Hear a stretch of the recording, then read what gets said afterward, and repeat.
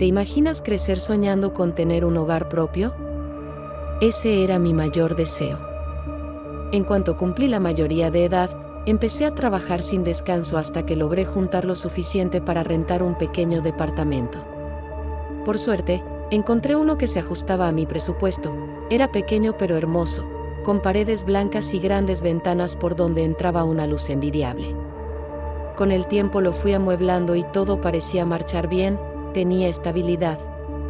Me llevaba de maravilla con los vecinos y sentía, por fin, que tenía un lugar en el mundo. Sin embargo, tras casi un año de tranquilidad, las cosas se tornaron extrañas. Un día, mientras estaba en la oficina, recibí un mensaje de mi amiga Lupita: qué gacho que no me quisiste saludar. Me quedé helado. Yo no me había movido de mi escritorio. Cuando hablamos más tarde, ella me juró que me vio caminar por el centro, que pasé justo a su lado y que, aunque me llamó, la ignoré por completo. Lo dejamos pasar como una confusión, pensando que alguien muy parecido a mí andaba por la zona. Días después, un vecino me detuvo con una sonrisa: oye, ayer sí que andabas hacendoso. Al preguntarle a qué se refería, me dijo que se escuchaba claramente cómo lavaba mucha ropa y movía muebles pesados a horas en las que yo aún no regresaba de trabajar. Por dentro sentí un vuelco en el estómago, pero solo alcancé a responder: ya sabe cómo es uno, que a veces se pone a limpiar a fondo. Al entrar a casa, revisé cada rincón temiendo un robo, pero todo estaba intacto. Nada faltaba, nada se había movido. La situación escaló una noche. Tengo la costumbre de dejar un vaso de agua en el buró antes de dormir. A eso de las 3 de la mañana, desperté de golpe. Al estirar la mano, el vaso no estaba. Lo encontré en el piso, a unos metros de distancia, con apenas un charco de agua. Seguro lo tiré dormido, me mentí a mí mismo, intentando recuperar el sueño, pero pronto, la casa se volvió hostil. Las cosas desaparecían y reaparecían en lugares absurdos. Un día, perdí las llaves en la mesa del comedor. Busqué desesperado por horas y, en un arranque de rabia y miedo, empecé a gritar groserías, recordando el mito de que eso ahuyenta a los espíritus. El resultado fue aterrador. Mientras bajaba las escaleras, sentí un empujón violento por la espalda que me mandó directo al hospital, poco después de que me dieran el alta. Otra amiga, Mariana, me reclamó que últimamente pasaba frente a su trabajo muy serio y sin saludar. En ese momento, un frío glacial me recorrió la espalda y se me erizaron los vellos de los brazos. Yo no había estado ahí. Entre lágrimas, le conté todo lo que estaba viviendo. Ella me miró con seriedad y me dijo algo que me heló la sangre: tal vez tu casa tiene un fantasma que quiere tomar tu lugar. Siguiendo sus consejos, compré inciensos y veladoras para limpiar el lugar. Fue un error. Esa noche comenzó el verdadero terror: pasos pesados, el ruido de la mesa arrastrándose y el estallido de vasos rompiéndose contra el suelo. Cuando encendía la luz, todo estaba en orden. Intenté resistir, no quería perder mi hogar por un fantasma, pero la entidad decidió que ya no me quería allí.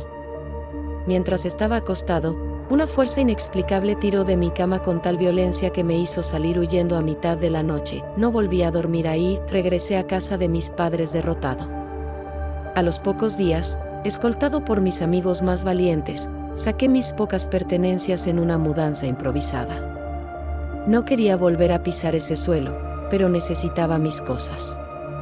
Al cerrar la puerta por última vez, sentí un alivio momentáneo. Convencido de que el horror se quedaba encerrado tras esas paredes blancas que tanto me habían gustado, me instalé de nuevo en mi antigua habitación, intentando recuperar la calma. Mis padres, aunque escépticos, me recibieron con cariño. Sin embargo, la primera noche ocurrió algo que me heló la sangre. Estaba en la cocina sirviéndome un vaso de agua cuando mi madre entró, me miró de arriba abajo y, con una palidez mortal, me preguntó: ¿a qué hora llegaste? Hace 10 minutos te vi entrar, pasar de largo hacia el patio y no me contestaste cuando te hablé. El vaso se me resbaló de las manos, estallando en 1000 pedazos. Yo acababa de bajar de mi cuarto. Esa misma semana, Mariana me llamó aterrorizada. Me dijo que me había visto parado frente a su casa a las 3 de la mañana, simplemente observando su ventana bajo la lluvia, con una expresión vacía que no parecía humana. Yo, en ese momento, dormía profundamente en casa de mis padres. O eso creía. Lo peor ocurrió anoche.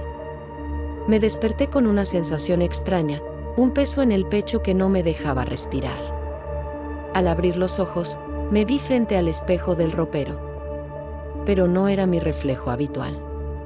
La figura en el cristal sonreía con una mueca que me dislocaba la mandíbula, y sus ojos. Sus ojos eran dos pozos de oscuridad absoluta. Con horror, bajé la mirada hacia mis manos.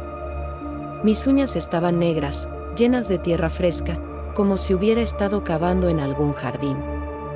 Al tocarme el cuello, la marca negra que antes parecía un golpe ahora tenía forma de dedos, una mano perfecta rodeando mi garganta. Aquella entidad no quería mi departamento.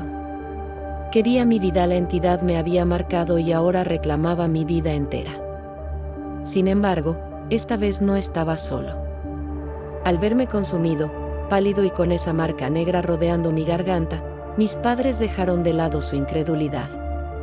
No necesitaron más pruebas cuando, una tarde, mi propia madre entró a la cocina y me encontró de espaldas. Solo para que yo bajara las escaleras un segundo después. Confirmando que había dos de mí bajo el mismo techo, decididos a no perderme. Mis padres iniciaron una búsqueda desesperada hasta dar con el padre Julián, un sacerdote con experiencia en casos de infestación y posesión. Julián, un hombre de fe pero también de ciencia, no aceptó de inmediato. Pasó días investigando los sucesos, entrevistando a mis amigos y analizando la historia del edificio donde todo comenzó, pero a medida que el sacerdote se involucraba, el mal empezó a jugar con él también. En la soledad de su parroquia, Julián comenzó a escuchar pasos en el altar y a ver sombras pequeñas que se escurrían por las esquinas de su habitación. Una noche, despertó con la misma sensación de frío glacial que yo sentía, encontrando sus libros sagrados abiertos en el suelo. Lejos de acobardarse, esto lo motivó. Sabía que no se enfrentaba a una confusión mental, sino a una entidad real y hambrienta. El día del exorcismo, el ambiente en mi casa era pesado, casi irrespirable. Julián llegó vestido con su estola morada y cargando el ritual romano. La batalla comenzó en mi habitación. En cuanto el sacerdote pronunció las primeras oraciones en latín, el aire se volvió gélido y las luces estallaron. Mi cuerpo no me pertenecía. Sentí como esa fuerza oscura tiraba de mis extremidades, intentando arrancarme el alma para terminar de suplantarme. Exorcizamos te, amnis immundus spiritus. Gritaba el padre Julián mientras el sudor corría por su frente y las sombras en las paredes se retorcían como si tuvieran vida propia. Mis padres, tomados de la mano y rezando con una fuerza que nunca les conocí, formaron un círculo de protección a mi alrededor. La entidad gritó a través de mi garganta, un sonido que no era humano. Un lamento de puro odio que hizo vibrar los cristales, tras horas de lucha feroz. El padre Julián alzó un crucifijo de plata y, con una voz que parecía emanar de lo más alto, ordenó el destierro final. Sentí un desgarre violento, como si una sombra pesada fuera succionada fuera de mis pulmones. Un último estruendo sacudió la casa y, de pronto, el silencio más absoluto, la marca negra de mi cuello desapareció al instante. Por primera vez en meses, mis ojos volvieron a tener su brillo natural. El padre Julián, exhausto pero victorioso, nos aseguró que la entidad había sido enviada de vuelta al abismo al que pertenecía. Hoy, aunque el miedo a veces susurra en las noches, sé que soy el único dueño de mis pasos. El impostor se ha ido. Ahora entiendo que el consejo de investigar el lugar antes de rentar no es suficiente. Mi consejo para cualquiera que esté buscando rentar es que investigue en el pasado de ese lugar. A veces, uno no se muda solo. A veces, algo ya te está esperando para quitarte tu sitio. Si tú también tienes una historia que te gustaría que fuera contada, compártela en los comentarios. No olvides suscribirte y darle like. Con eso nos ayudas muchísimo a seguir trayendo estos relatos para ti.